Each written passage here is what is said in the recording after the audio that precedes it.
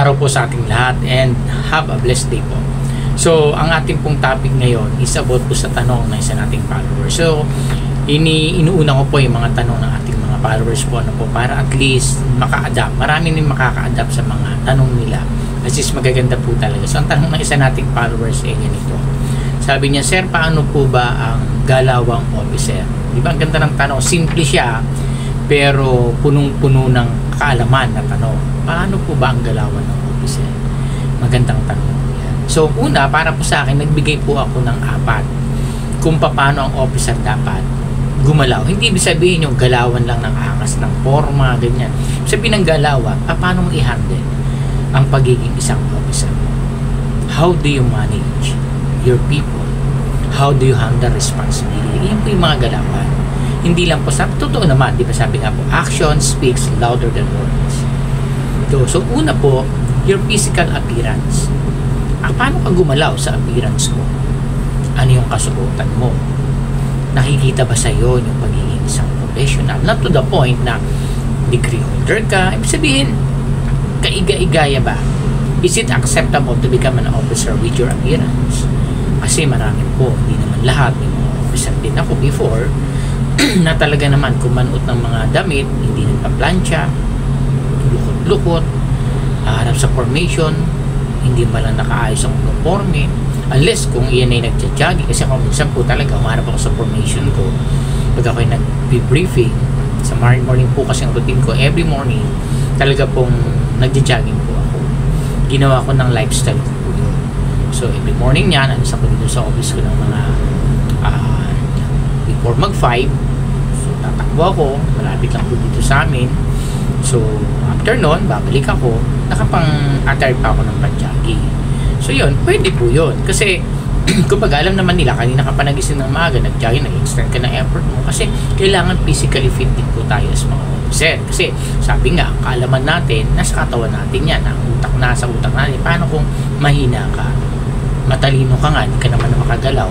Diba? Sayang. So talagang number 1 priority is health. That is the best wealth. Di po ba? So, excuse me po. Ibig sabihin po, tingnan natin yung ating mga galawan. Ngayon, haharap sa formation. Parang bagong gising ka. Officer mo yun. Sabihin, may ano naman yung mga subordinates natin. So, kailangan haharap tayo sa kanila maayos, mahinis, mabango. Siyempre, nagmamasid yung mga yan. Ngayon, ikaw kasi magiging lead by example dyan eh. Kung ganyan kasi ka na sa uniform, hindi na mag-plancha, ang ano ng ano ninyo, ng ayos ninyo. So, sabihin, yung salita ba na yun, rights ba natin sabihin sa kanila? Hindi kung tayo nga, hindi makapag-ayos ng ating uniform, how much more yung tao natin? Diba? So, lead by example. Okay? So, pangalawa po is lifestyle. Tingnan mo yung lifestyle mo. Baka mamaya, ikaw nga, hindi ka nag-jog, hindi ka nag-exercise. Ang hina-hina mo, kung mag-office ka, gusto mo na, nakaupo ka na, hindi ka makatayo ng matagal. Diba? Kailangan, minsan, pag nag-groving tayo, nandiyan sa may entrance, monitor ang gwardiya natin, alam mo, nakaupo ka doon sa may entrance, sila nakatayo, diba? So, sasabay tayo. Lifestyle. Hindi yung mga bisyo natin. Baka mamaya, lasinggero ka, papasok ka, amoy alak ka pa, lagi kang late sa guard mounting, late sa formation, or else walang formation. Ang guard mounting lang natin, ang formation lang, every ganito lang dapat po, every day po yan. That's the standard. Kasi nagdi-disseminate po tayo dyan ng mga queries, ng any information, at saka enhancement, nagtuturo tayo, mga 30 minutes po yan. Lalo't pag alam natin yung mga guard na na-handle natin is hindi dumaan sa tamang training. Diba marami pong ganyan eh. Ano na po tayo, real talk po tayo. Maraming security personnel po ngayon na hindi nakakadaan po ng proper training. Totoo po yan. Pero, since na talagang in demand ang security personnel, tayong mga officer ang mag-guide sa mga yan, ang magtuturo. Kasi kahit pong well-trained po yan, na totally na magaling na po yan sa trabaho na pupuntahan nila. Kasi first timer sila dun eh. Kaya sabi natin, 10 years po na security personnel yan. Lumipat sa'yo dyan, first timer po yan. Meron siyang idea, but not to the point, lahat ng policy or rules na ipatutupad is memorize siya. Hindi po. Diba? So, kailangan natin turuan sila. Yun po, ang number 1 natin. Mamaya, sabihin, yung mga bisyo natin na like naninigarilyo, hihingi pa sa guard, marami rin ganyang officer. pag hindi nagbigay sa officer yan, gagawan ka ng report or ililipat ka sa ganitong area na kung minsan mas capable ka sa ganong post. Kung na nasa loob ka ng ganito, hindi ka gaano bilad sa araw, ililipat ka ngayon kasi nga hindi ka nagpapadula sa mga ganyang term nila. So napaka ano po nyo, sobrang nakakarimaring po yung ganong attitude ng officer. Ang iba pa nga dyan, talagang every payday kailangan bigay ka ng 200, 500, 300. Diba, alisin po yun. Marami din po ako napagdaanan at kilala ng mga ganyan. Hindi nagtatagal sa trabaho kasi hindi po ano yan eh. Kasi ako, hindi naman tayo lahat nagmamansuwat. Ayoko po talaga ng ganun. Kasi unang-una may sweldo tayo, mga officer may allowance po yan. Ba't kailangan pa? Dapat nga tayo nagbibigay sa mga tao na nangangailangan kasi pambili lang ng bigas niya. Kasi when I was sa isang city hall po dito within Manila, na-assign po ako dyan. Hindi ko nababanggitin kung saan ba sa city hall po siya. So marami naman city hall, ano po. So na-assign ako nung ako nag-handle ng kanilang payroll. Kasi siyempre may mag-aasikaso niyan din yan. Siyempre may gusto ng iba na kasi may mga hawak po kami sa government na pwede kang matransfer sa another area. Yari, sa ganitong hawak mo, punta ka doon sa B kasi 8 hours lang po yun eh. So from A, pupunta ka sa B doon ka mag-handle ulit ng A. Nung unang handle ko, ayaw. Sabi ko, punta ka doon sa ganito, overtime. Ganito ang daming alibay. Di siyempre napipilitan din kasi kailangan datis naman datos. Eto na, di nagpisahod na. Malaking sinusweldo kasi nga naman syempre nakikita nila na talagang tama. Kasi sabi na, sir, bakit nung dati hindi kami sumasahod ng ganito, ang dami naming overtime, bakit ganito, punta kami sa ganito, punta sa ganyan, pag payday namin nawawala. So sabi ko, bakit? Hindi namin alam, sir, pero nung kayo na nag-handle, hindi na sa atin nagmamayabang or what, tayo tataas ng bangko natin. I have to share lang po para at least maging aware din naman yung iba natin followers, ngayon, nung ako na nag-handle, sabi na pag-aabot sila excuse me, 300, 200, madami sila, syempre mga ilang peraso. Sabi ko, ano yan? Sabi pang meron din ko, sabi ko, hindi, may sweldo rin ako. Kumbaga para sa inyo, pambili na rin ng bigas yan, magkano din yan, pang ilang kilo din yan, diba? Hindi na siya ako, hindi, ano yan, para sa inyo yan. Siguro pag meron tayong mga gathering or talaga meron tayong sharing na pag magsishare tayo, dapat ganoon. Hindi yung ikaw talaga yung i-assist. Tapos minsan pa nung pumalit pa ako sa pahahawakan ko, nagtataka ako, sabi sa akin nung papalitan ko ng office kasi siyempre inaano niya ako, tinitrain niya ako bago siya ma-transfer. Punta kami, pag commander pala tayo dito, kami ko saan mag-aanusal tayo, sabi ko mayroong kakakainan siya malang kantin, basement yun. Pagdating namin doon, nakahanda na si guard, nagpiprito na, nagluluto na, kakain na lang, hahataan pa, titimplahan pa ng kanto. Sabi ko, wow, isip ko lang, diba? Parang ano ba to, may mga ganito na, diba? So nung ko na, may mga bata-bata system talaga, so hindi po dapat. Siguro kung mga sharing or minsan lang yan na natuwa sa kapisikip, pero yung paulit-ulit talagang nagiging task na, nagiging mandatos na every ganito, pakakainin, every morning, tanghalian, hapunan. Diba, pabibilihan pa ng sigarilyo ng iba. Kasi daw, baka daw sila ilipat pag bilihan ng sigarilyo. Diba, napakababang konsepto ng officer pag ganyan. So, dapat talagang hindi. So, yun, no? Nung kami na, nag-ano na sila. Sabi ko, para sa inyo yan. Hindi yan para sa akin, ibibigay. Ganyan, pambili na rin ang bigas yan. Diba? So, dapat ganun po. Hindi natin tayo nagsabrang naman. Kung yan ay talagang pampalubag na pang-merchant kasi papasasalamat lang dahil ganito yan. Pero kung talagang aabutan ka na ng pera na every na lang, mali na po yan. So yun. Ngayon, siyempre kailangan kung meron kang bisyo, buhay mo po yan as an officer, natin pakikialaman. Pero dapat ikaw nag-handle na hindi nadadamay yung detachment kung saan naka-assign. Kasi minsan, lasinggero, ang lakas ng asabisyo, and then gaganan siya sa mga security niya. Mali po yan. At ito pang isa na huwag natin gagawin mga officer, kung talagang hindi pasok sa emergency, huwag ka nang umutang sa mga subordinates mo. Sa mga guard mo, mangungutang ka.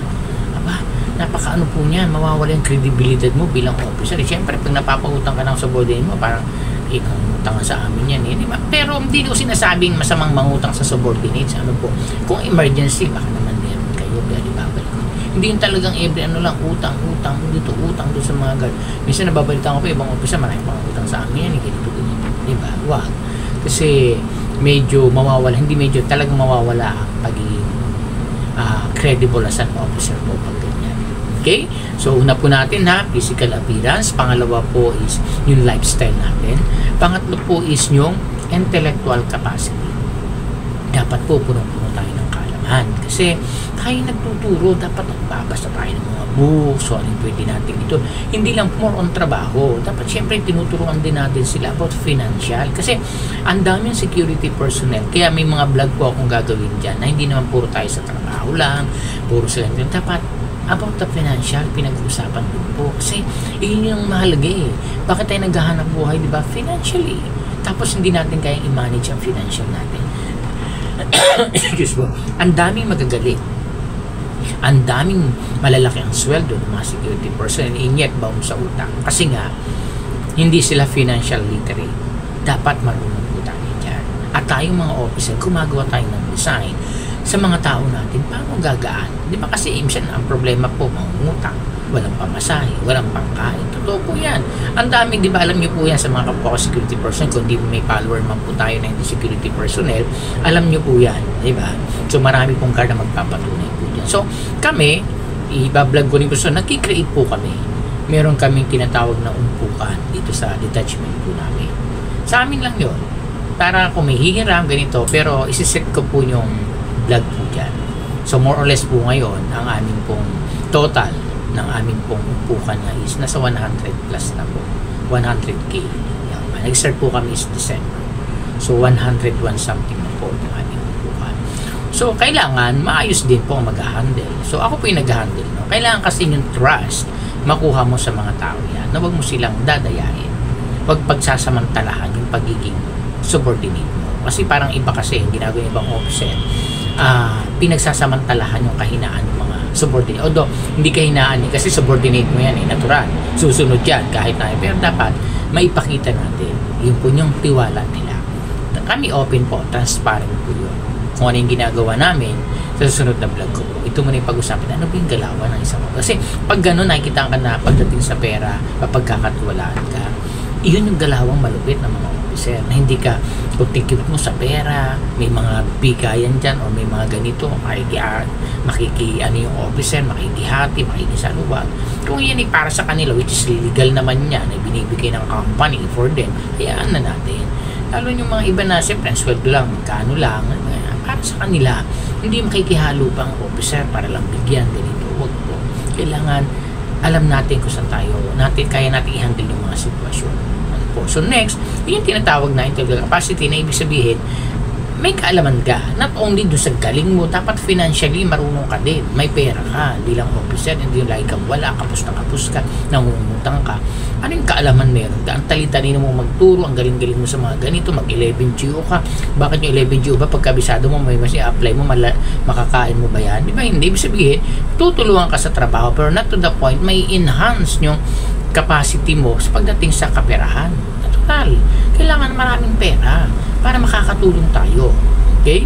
So, kasama po sa talino yan, hindi lang ang galing-galing mo magsalita, ang husay-husay mo. Tapos, tingnan mo yung background, walang ipon, ang daming utang, baon na baon, di ba? So, paano ka iaano ng mga tao mo dyan? Nag-ano ka, nagpapaliwanag ka ng ganito, and yet, sarili mo, ano kayang i-handle? Kung meron kang sarili mong bisyo or what, sarili mo yan, na kaya mo i-handle, so be it. Wala namang problema po tayo dun eh. Kanya-kanya. Pero pagdating po sa detachment yung sinasabi, galawang officer.